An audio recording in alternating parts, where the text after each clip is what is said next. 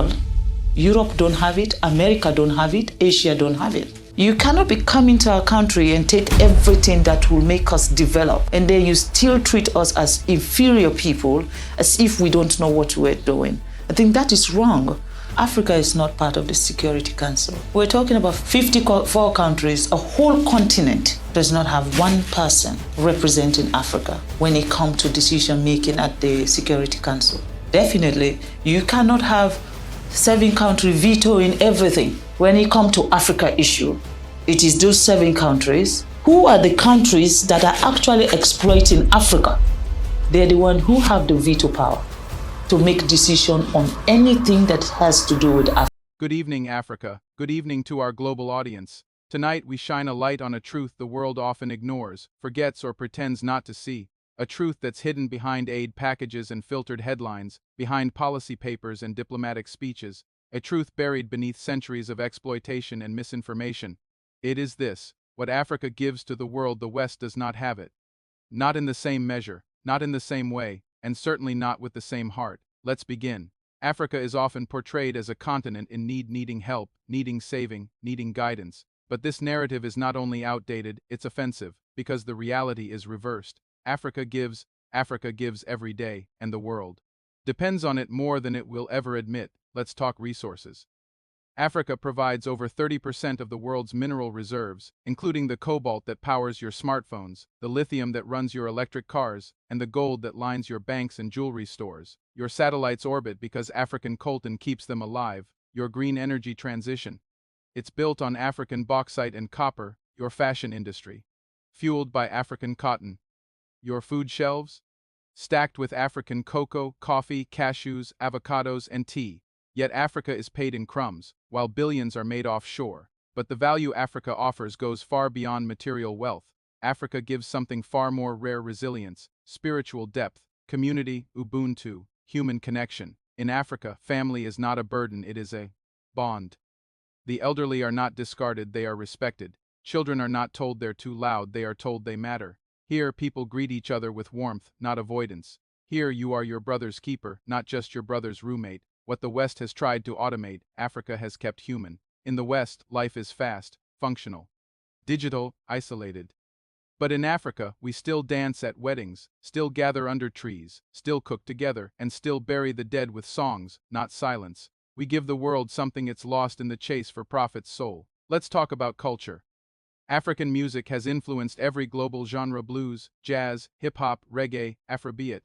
Our rhythms traveled across oceans in the footsteps of pain and came back as instruments of joy. Our art, our fashion, our food, our languages, they are becoming the world's new aesthetic, the world's new cool. Yet we are rarely credited, always borrowed from, rarely celebrated, always commodified.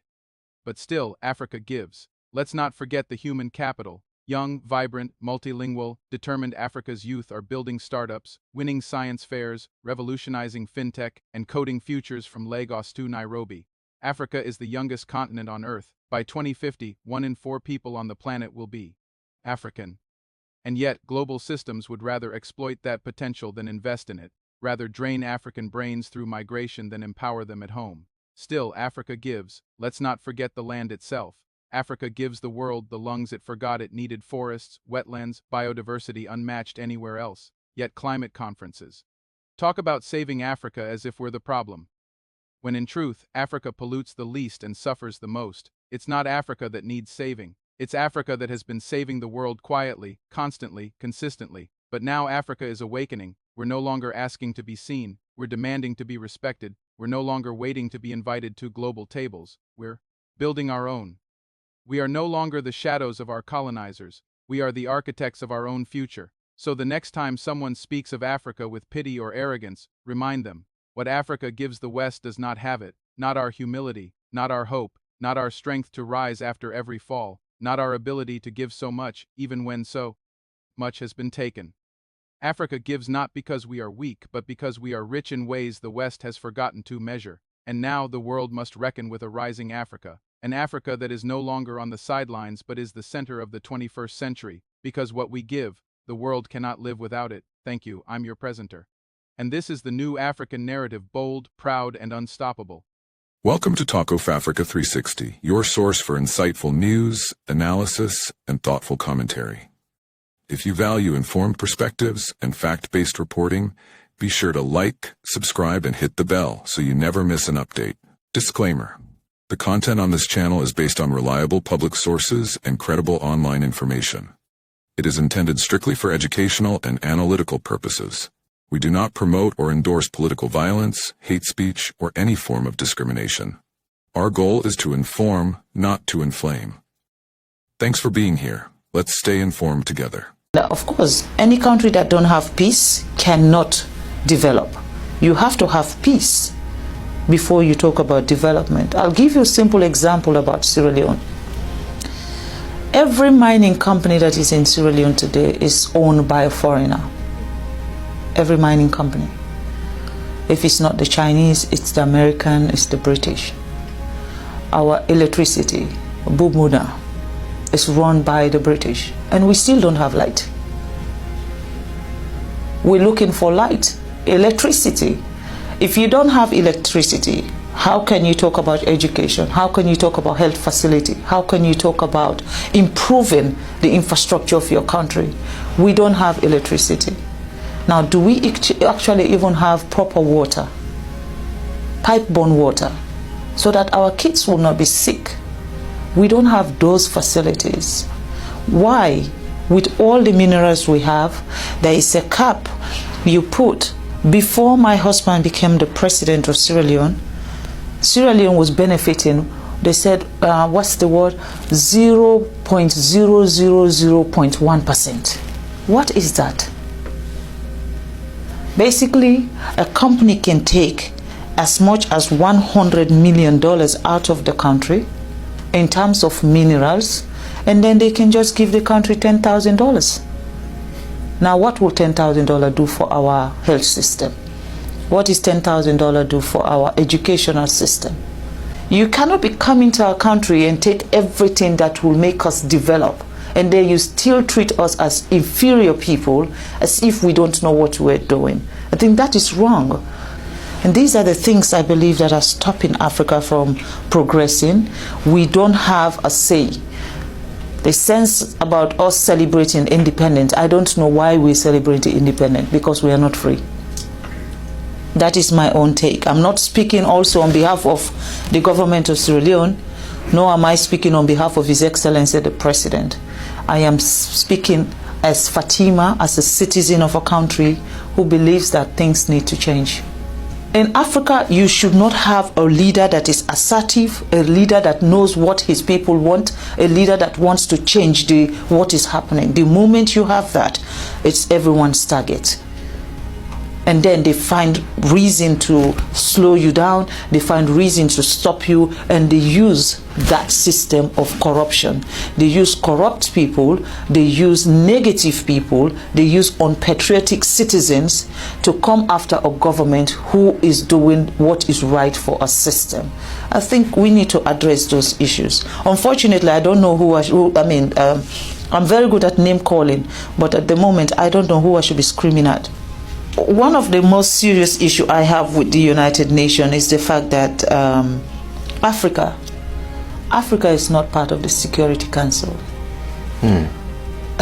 We're talking about 54 countries, I'm sorry.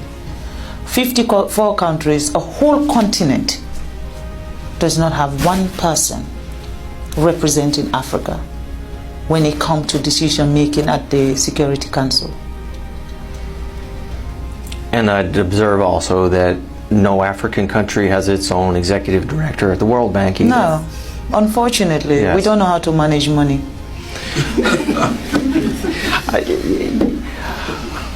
I think I'll have to disagree with you. What do you want me to say? Because if that is the perception since the beginning of, every time an African come forward for something, that they have to be a decision maker for the world, not just Africa. It's just not possible. I understand. So what can I say? There must be a prescription somewhere that says, Africa, you are not good enough. Well, it might be revolutionary, but I'm going to say it right here. Africans should be in charge of Africa. I believe that also that Africans' issue can only be enhanced when Africans decide to do that. They should not allow another person to give them a prescription of how Africa should look like or what we need in our Africa, because we know what we need in our Africa.